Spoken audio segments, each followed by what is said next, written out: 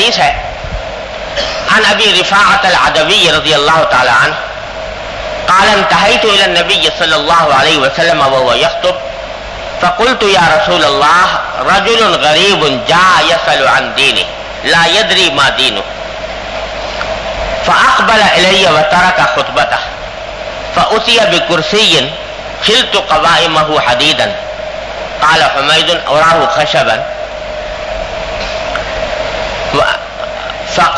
فقعد عليه فجعل يعلمني مما علمه الله ثم أتم خطبته آخرها.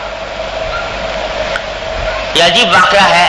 حضرت ابو رفاعہ عدوی رضی اللہ تعالیٰ عنہ ایک صحابی ہے. وہ اپنا واقعہ بیان فرما رہے ہیں.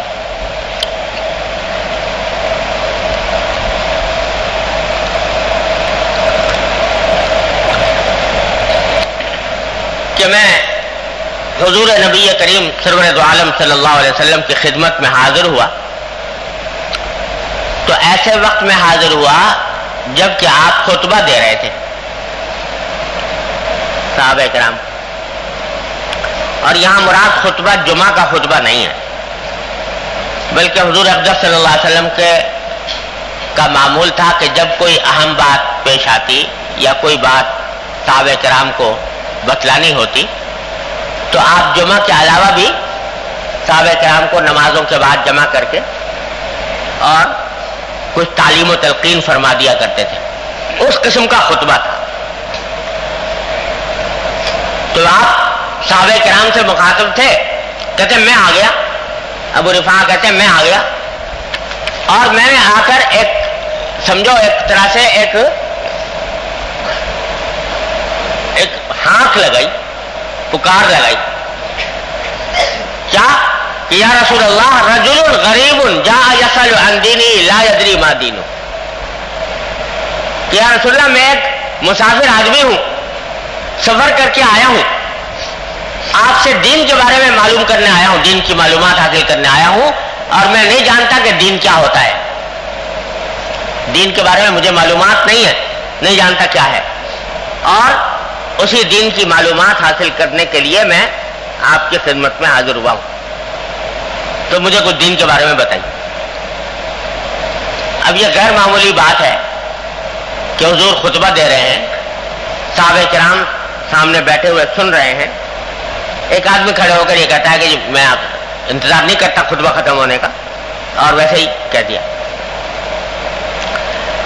تو حضرت ابو رفاعہ کہتے ہیں کہ حضور نے جب میری یہ بات سنی فاقبل الیہ, میری طرف آپ متوجہ ہوئے, وترک خطبتہ, اور اپنا خطبہ جو دے رہے تھے وہ چھوڑ دیا, جو بیان فرما رہے تھے وہ ترک کر دیا اور میری طرف متوجہ ہوئے. پھر ایک کرسی لائی گئی جس کے پائے جو ہیں وہ بعض راویوں کو شک ہے کہ یا لوہے کے تھے یا لکڑی کے تھے. ایسی کرسی لائی گئی, آپ اس پر تشریف فرما ہوئے اور پھر آپ نے مجھے تعلیم دینی شروع کی. جو کچھ دین کی باتیں سکھانی تھی وہ مجھے سکھائیں. پھر آپ نے اب جب میں مجھے سکھا چکے تو پھر دوبارہ وہ خطبہ شروع کیا جو آپ دے رہے تھے اور اس کو پورا کیا. خطبے کے دوران ایک آدمی آ گیا, کہہ رہا ہے کہ ایک مسافر آدمی ہے, دین کے بارے میں سیکھنے آیا ہوں اور مجھے پتہ نہیں ہے کوئی دین کیا ہے. بس حضور نے خطبہ چھوڑ دیا اور اس طرح متوجہ ہو اور اس کو سکھایا, بعد میں خطبہ پورا کیا. اب یہ بڑی غیر معمولی بات ہے جو بظاہر تصور میں آج آنا مشکل ہے کہ ایک آدمی عالم ہے, کوئی واعظ ہے, بیان کر رہا ہے, واعظ کر رہا ہے, اتنے سارے آدمی بیٹھے سن رہے ہیں, ان کو چھوڑ چھاڑ کر ایک آدمی کی طرف جو آیا تھا اس کو پہلے سکھایا کرو.